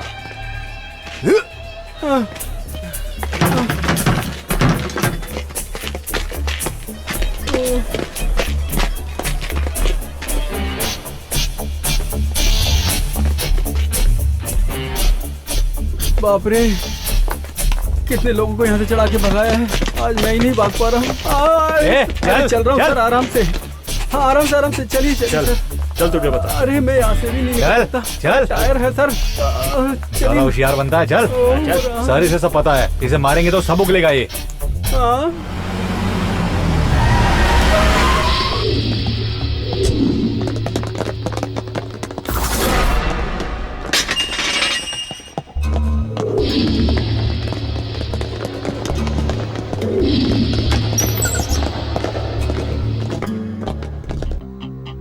मामा जी सब जी करके बोलते हैं, तू अपने आप को महान समझता है? असलियत में तुम मामा नहीं है, यू आर अ पिंप। तुमने मुझे पिंप कितनी आसानी से बोल दिया। बड़े बड़े वीआईपीओ के घरों में जाकर उनकी टेलीफोन डायरेक्टरी देखो, मेरा नाम ही पहले पेज पे रहेगा, चेक कर लो। हे, एक तो गलत काम करता, ऊपर से मैं आगे दिखाता है। चुप कर, पब्लिक के दुख को दूर करता हूँ मैं। पॉलिटिशियंस और ऑफिसर्स लोगों को क्या देता हूँ मैं? खुशी। समझ में आया कुछ? क्या देता हूँ? खुशियाँ देता हूँ, सब लोग खुश हो जाते हैं। तू जानता है गवर्नमेंट भी मेरे हाथ में है, मैं चाहूँ तो इस गवर्नमेंट को कभी भी गिरा सकता हूँ। मेरा पावर तुम्हें पता नहीं है, कुछ नहीं उखाड़ सकते तुम मेरा। इंस्पेक्टर साहब, मेरे नाम से कोई भी केस डाल दो, धंधा करवाता हूँ, डाल दो। मेरे लिए एक अच्छे से अच्छा वकील खड़ा हो जाएगा, चाहे मैं कितना भी बुरा हूँ तब भी, चाहे कितना भी बड़ा जज मेरे खिलाफ खड़ा कर दो, वो सब मेरे कस्टमर ही हैं। उन सब लोगों की एक ही कमजोरी है जो मैं जानता हूँ, कौन से केस को कैसे तोड़ना है सब जानता हूँ मैं, अच्छे से जानता हूँ मैं। मेरे नाम से चेक कर लो, कोई रिकॉर्ड नहीं मिलेगा। तुझे पता है क्या, हम भी कोई रिकॉर्ड नहीं रखते हैं। लेकिन मैं रखता हूँ। मुझे किस किस ने अरेस्ट किया, अच्छे से पहचान लिया सबको। किस किस ने मुझे जीप में बिठाया और यहाँ तक लेकर आया, किसी को बोलूंगा नहीं मैं। अब तक मेरे नाम से एफआईआर करके लोग मामा जी कहाँ है, मामा जी कहाँ है ढूंढ रहे होंगे। प्राइम मिनिस्टर को अगर अरेस्ट किया तो 10 मिनट के बाद कार्रवाई होगी। मामा जी को अगर अरेस्ट किया तो 10 सेकंड के बाद ही लोग ढूंढने लगेंगे, मामा जी कहाँ है, मामा जी कहाँ है। ये सब तुम बर्दाश्त नहीं कर पाओगे। तेरी उम्र का लिहाज कर रहा हूँ, यहाँ कोई मीटिंग चल रही है क्या? तेरी मीटिंग का भाषण सुनने आया हूँ। हाँ? तू कौन है? तेरा उस पेट्रोलियम के चेयरमैन के साथ क्या संबंध है? उसने तुझे कितना खिलाया और तूने कितना खाया? किस किस को बांटा? उस बस एक्सीडेंट और तेरा क्या संबंध है? उस बस को कैसे जलाया? सब कुछ बताना होगा। सीधे सीधे बता दोगे तो तुम्हारी जान बच जाएगी, नहीं तो पीस पीस करके काट दूंगा।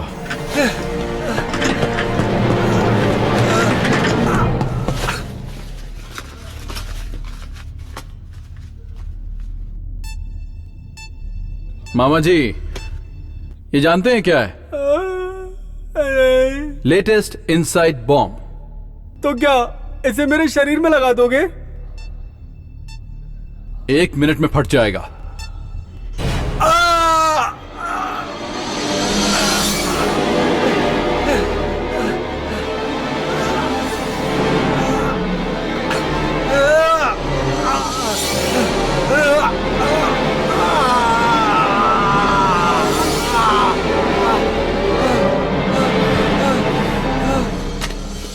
लीव।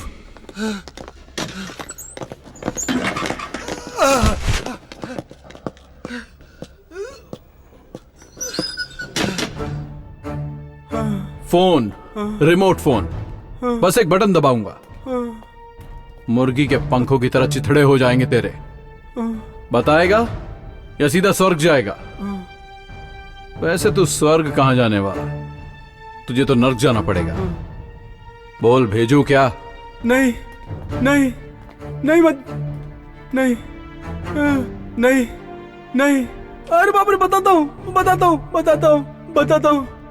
आप जैसा सोच रहे हैं मैं और चेयरमैन मुजरिम नहीं है। हमने कुछ नहीं किया है। आप लोग सपने में भी नहीं सोच सकते वो आदमी कौन है। केतन मेट्रो एयरलाइंस का चेयरमैन राकेश खेतान, उसी ने ये सब किया है। इंडियन पेट्रोलियम कॉर्पोरेशन बंगाल की खाड़ी में 2 लाख करोड़ रुपए का पेट्रोल मिला, उसे पता चला।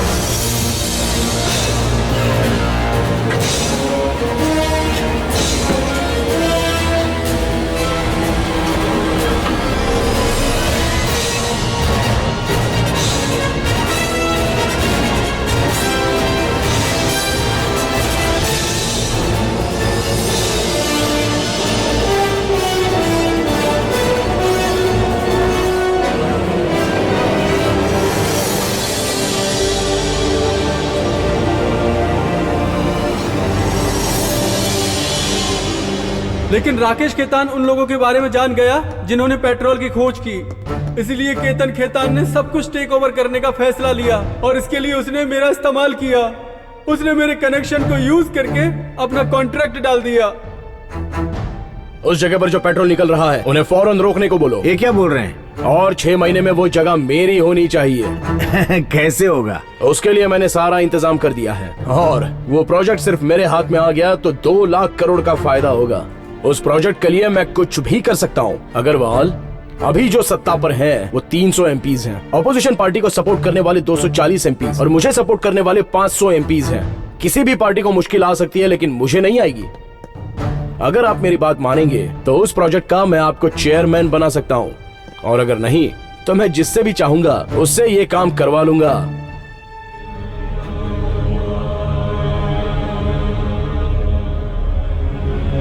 आपने जैसा बोला था मैंने वैसा करवा दिया।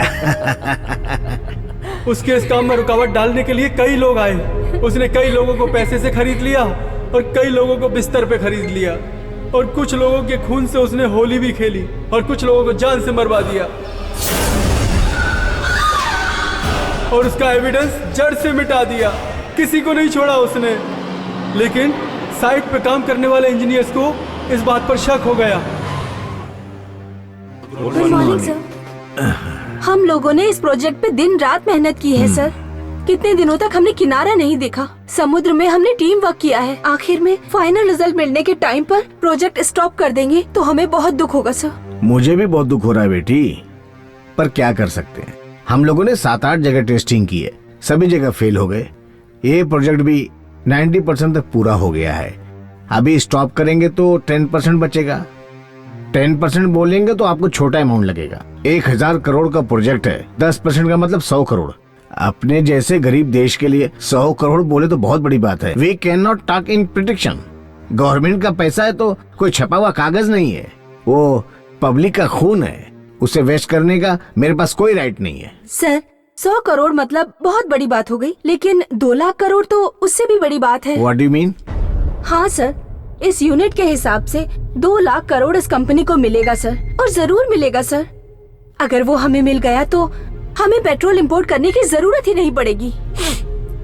आप लोग इतना जोर दे रहे हैं तो मैं फिर से इस केस की जांच करवाऊंगा।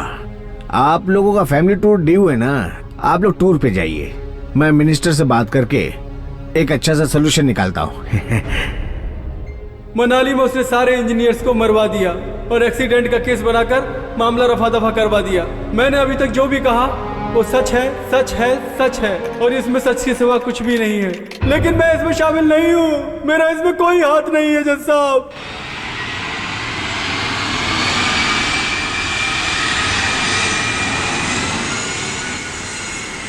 मेरा प्रोजेक्ट कंप्लीट हुआ कि नहीं? मिनिस्ट्री में बात हो चुकी है, हमारा आदमी सही सलामत छूट जाएगा।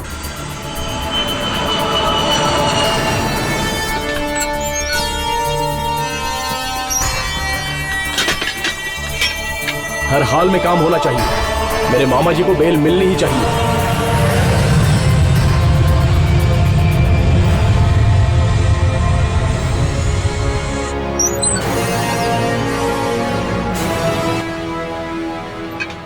मैंने इस कमीशन से रिजाइन करने का फैसला कर लिया है। यह किसी अकेले की साजिश नहीं है। किसी गैंग की साजिश है। अपनी लाइफ में मैंने बहुत सारे केसेस देखे हैं, लेकिन इस तरह का एक भी केस मैंने कभी नहीं देखा। सर, तो आपको लगता है कि इसमें पूरी सरकार का हाथ है? इसमें पूरी गवर्नमेंट मिली है या फिर इसमें गवर्नमेंट के थोड़े से लोग मिले हैं, यह सवाल नहीं है। अगर इस पर विचार करें तो इस कमीशन को रुकवाने वाले इसमें शामिल हैं। इसीलिए उन लोगों को सबूत को पूरी तरह खत्म करने का मौका मिल गया।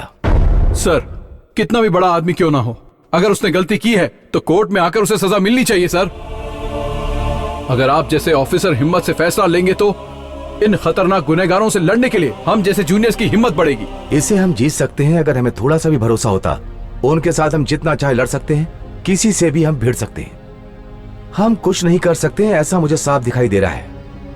इस इंक्वायरी कमीशन का मैं मुखिया क्यों बनूं? इसीलिए मैंने ये फैसला लिया है। सर, अब मुझे आप पर शक हो रहा है। आपने जज बनकर न जाने कितने फैसले सुनाए होंगे। वो सभी सच्चे फैसले थे या फिर राकेश की जैसे शैतान से डर के लिए वो फैसला था? Satyavir, sorry sir. कोई भी इंक्वायरी कमीशन बैठाओ, इसमें कोई पॉलिटिक्स कर रहा है ये आपको पता नहीं है क्या? इस कमीशन में भी गवर्नमेंट को खिलाने वाले लोग हैं, ये पता नहीं है क्या? तो क्या फायदा है सर इस इंक्वायरी कमीशन का ढोंग करने का? इस कानून को रखकर तुम कुछ नहीं कर पाओगे। तुमसे ही नहीं, मैं भी कुछ नहीं कर पाऊंगा और वो भगवान भी कुछ नहीं कर पाएगा। इंडिया की जितनी भी पब्लिक है वो अटैक करे तो होगा। तुम गवर्नमेंट के साथ लड़ सकते हो क्या? गवर्नमेंट के साथ लड़ सकते हो, लेकिन उनके चलाने वालों के साथ बिल्कुल नहीं। 5 करोड़ में 10 करोड़ में बिकने वाले जब तक ये MP लोग हैं ना, वो जो करते हैं वो ही कानून है। जो वो बोलते हैं वही फैसला है।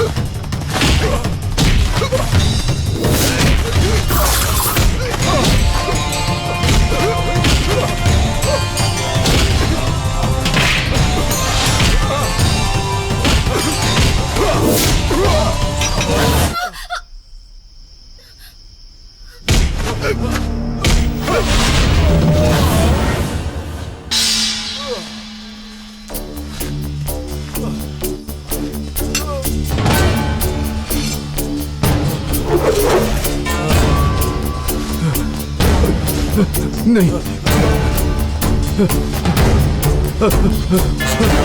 नहीं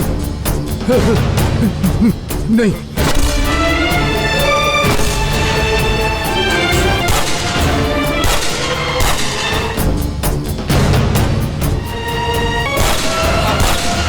छोड़ दो नहीं नहीं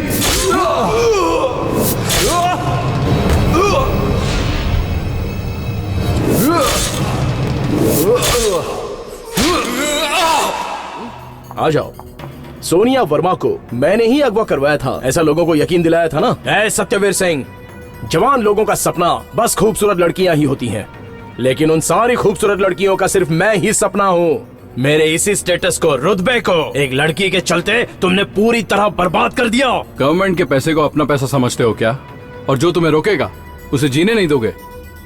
हार बनाते वक्त थोड़े फूल गिरते भी हैं। गिरने वाले फूलों के बारे में फिक्र करोगे तो हार नहीं बना सकते। गिरने वाले फूलों की मैं फिक्र नहीं करता, सब जानता हूँ। कोई भी कानून तुझे कटघरे में खड़ा नहीं कर पाया है। कानून गरीबों को बचाने के लिए नहीं, हम जैसे अमीरों के लिए है। लेकिन अब तुझे मुझसे कौन बचाएगा?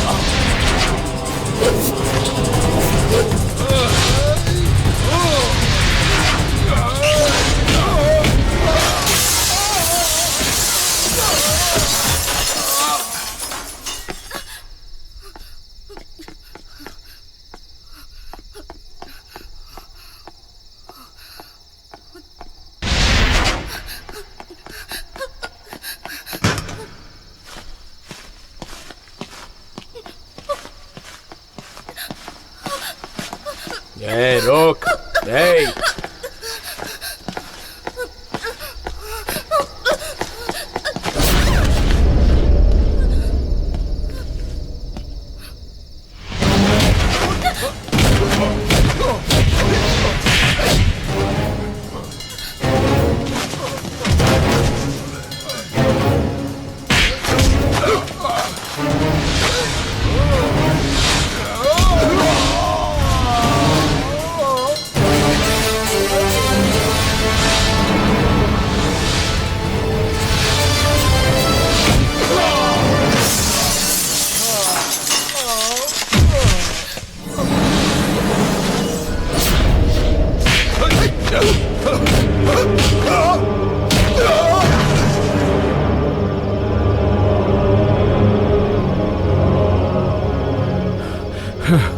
पुलिस की मार कैसी लगी? हाँ,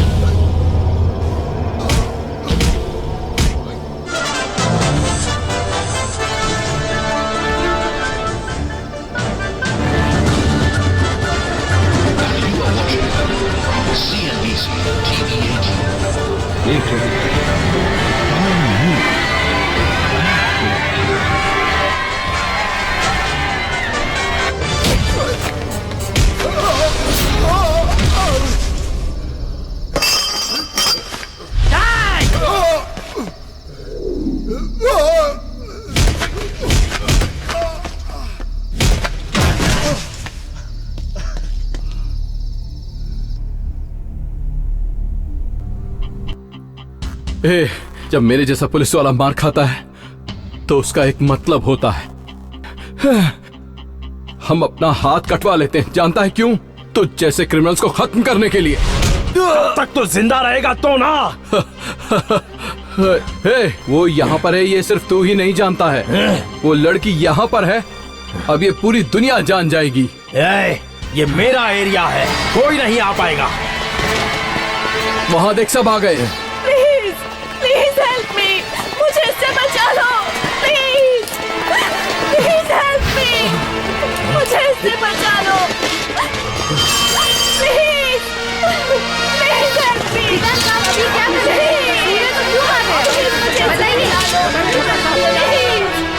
प्लीज हेल्प मी, प्लीज मुझे इससे बचा लो। आपने कहा था सोनिया का किडनैप मैंने नहीं किया, अब आपका क्या कहना है? ये झूठ बोल रही है, मैंने सोनिया को किडनैप नहीं किया। ये खुद यहाँ आई है, मैं नहीं लाया। और मेरा और इसका कोई भी संबंध नहीं है। खेतान साहब, ये आप क्या कह रहे हैं? सोनिया तो आपके पास ही खड़ी है और आप कह रहे हैं कि किडनैप नहीं किया। हमारे सामने ही आपने एसीपी को मारा है, अब आप अच्छा बनने की कोशिश कर रहे हैं। आपके साथ क्या हुआ, आप ही बताइए मैडम। मुझे किडनैप करके मेरे पिताजी को इसने धमकी दी कि इंक्वायरी कमीशन चेयरमैन की पोस्ट से वो इस्तीफा दे दे ताकि ये बच सके, लेकिन एसीपी ने मुझे बचाया। अगर ये नहीं आते तो he would have killed me.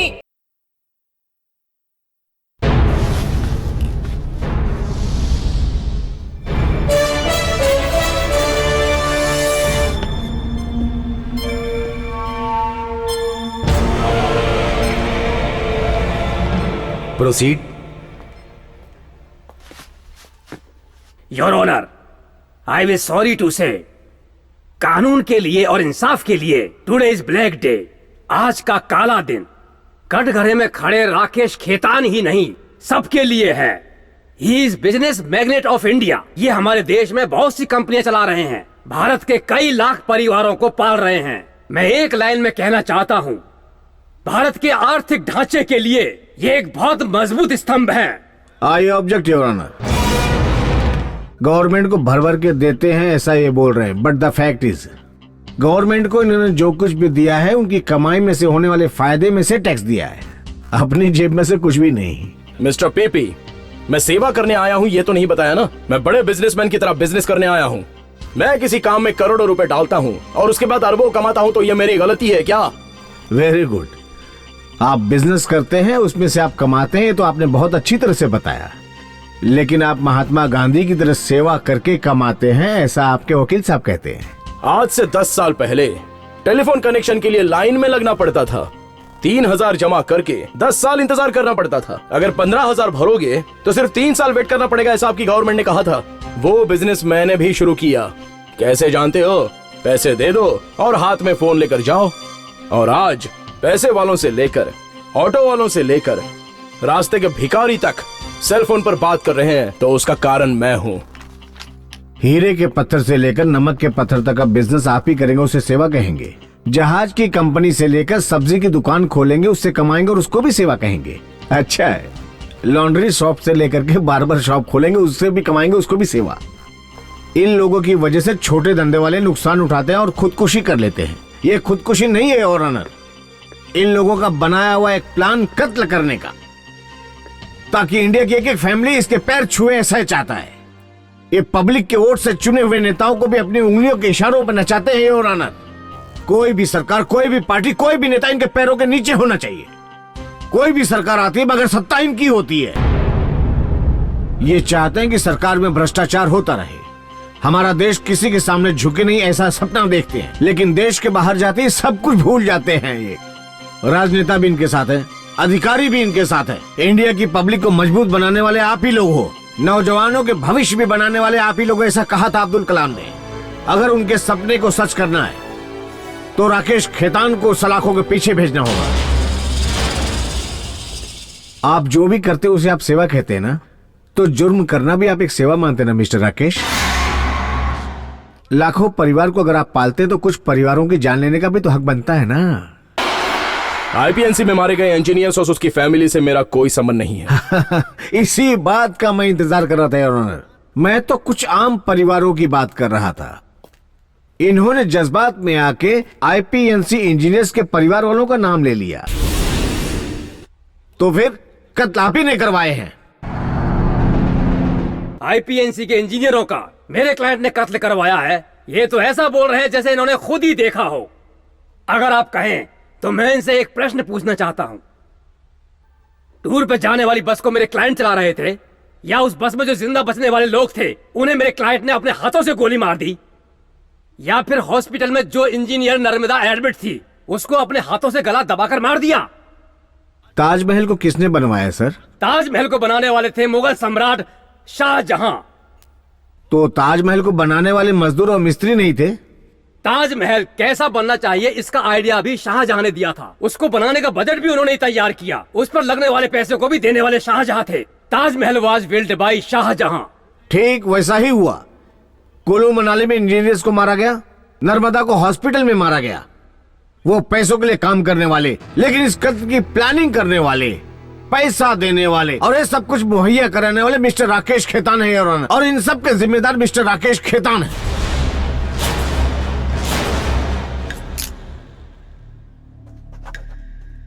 Your honour, आईपीएनसी के मरने वाले इंजीनियरों की पूछताछ के लिए एक कमीशन बैठाया गया था। वो इंक्वायरी अभी खत्म नहीं हुई। इंक्वायरी नहीं होनी चाहिए। अगर इंक्वायरी हो गई तो सब कुछ बाहर आ जाएगा, दूध का दूध और पानी का पानी होगा। इसलिए मिस्टर राकेश खेतान ने सोनिया वर्मा का किडनैप किया।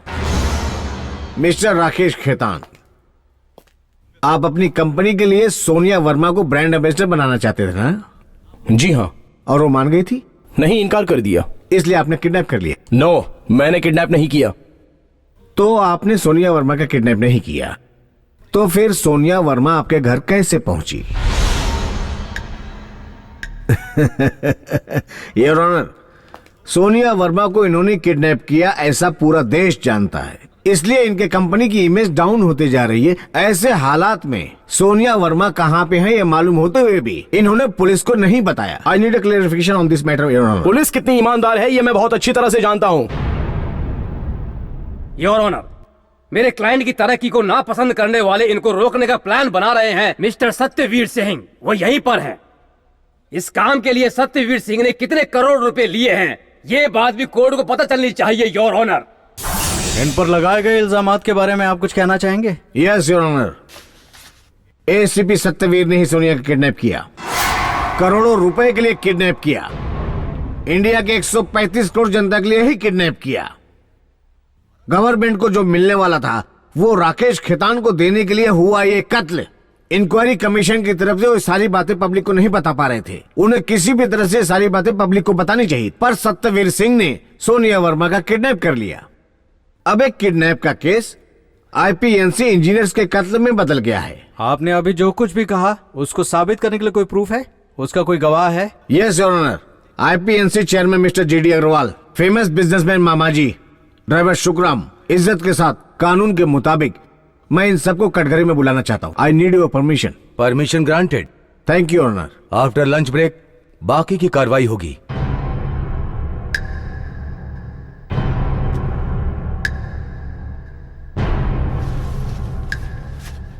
Driver Sukhram, driver Sukhram, driver Sukhram हाजिर हो। बस को चलाने के लिए महीने में 5,000 मिलते हैं, तो फिर बस को खाई में गिराने के लिए तुमको कितना मिला?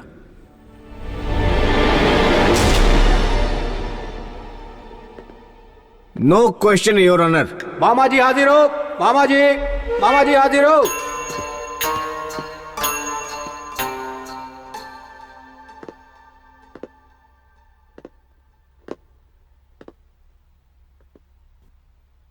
तुम जैसे लड़कियों को वीआईपी के पास भेजते हो और उन लड़कियों से मजा भी लेते हो, इस काम के लिए तुम्हें फांसी होनी चाहिए। तुम्हें फांसी लगवाऊं क्या बोलते हो? Well, no question my Lord.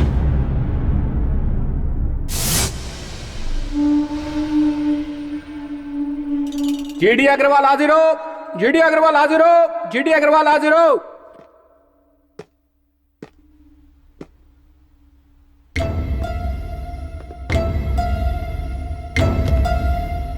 बाहर से सफेद और अंदर नहीं पता। अच्छे से सेटल हो गए ना? अगर सच्चाई खुल गई ना तो अंदर ही सड़ोगे।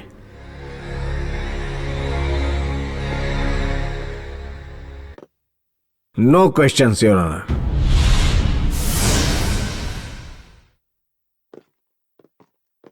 Yes your honour, a very very important witness, assistant commissioner Satyavir Singh.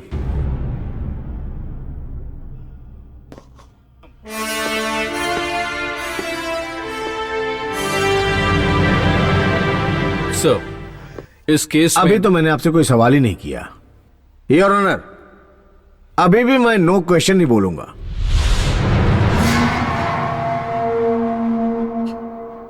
Sir, ये तो आप अन्याय कर रहे हैं। विटनेस का क्रॉस एग्जामिनेशन का परमिशन लेकर ना आप सवाल कर रहे हो ना मुझे कुछ बोलने दे रहे हो। इसका क्या मतलब है? हजारों मतलब है इंसाफ के। इंसाफ और कानून के तौर पे आप यह नहीं बोल सकते। सर, मैं जो कहना सवाल करने के बाद ही आप जवाब दीजिए। You understand your honour? चौथा नो क्वेश्चन बोलने से पहले मैं कुछ सच्चाई आपको बताने जा रहा हूं।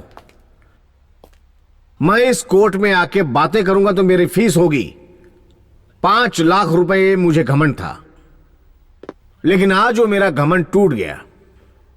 लंच ब्रेक में एक बड़े आदमी ने मेरा वो घमंड तोड़ दिया। उस बड़े आदमी ने मुझे 50 करोड़ का ऑफर दिया।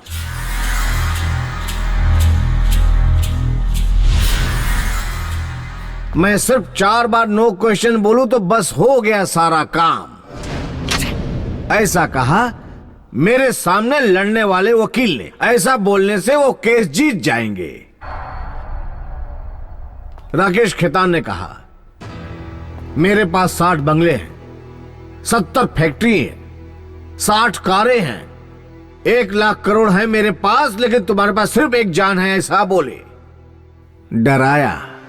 सोच कर देखा मैंने, हाँ बिल्कुल मेरे पास एक ही जान है, लेकिन इतना बड़ा बिजनेसमैन हो के इसके पास भी तो एक ही जान है। इसको जहां चाहूं मार सकता हूं, ये सोचने वाले सत्यवीर के पास भी एक ही जान है, लेकिन इनको नहीं मारा। क्यों? क्योंकि इस 4 दीवारी वाले कोर्ट में गांधी जी की एक फोटो लगी हुई है जहां इनको इंसाफ मिलने की उम्मीद है। सत्यवीर सिंह, तुम एक पागल हो, बेवकूफ इंसान हो। इस इंसाफ के देवी पर आपको विश्वास नहीं है क्या mister Kapoor? No your honour, अगर मैं आपकी जगह पर होता तो भी सत्यवीर को इंसाफ नहीं मिलता। ऐसा कहने वाला मैं पागल ही हूं ना। गवाहों के बयानों के आधार पर ही आप फैसला सुना सकते हैं, लेकिन गवाहों को इन्होंने खरीद लिया है। लेकिन सत्यवीर की फैमिली में उनके अलावा कोई नहीं बचा। मां नहीं, बाप नहीं, बहन नहीं, बच्चे नहीं। यस, जिससे शादी होने वाली थी वो समिता भी नहीं। इन लोगों ने जो खून बहाया उसे अगर चूहा भी देखता तो शेर बन जाता, एक बुढ़ा भी कातिल बन जाता, लेकिन ये नहीं बदला। इसलिए चौथी बार अफसोस के साथ मैं ये कहता हूं, no question, no question, no question, no question.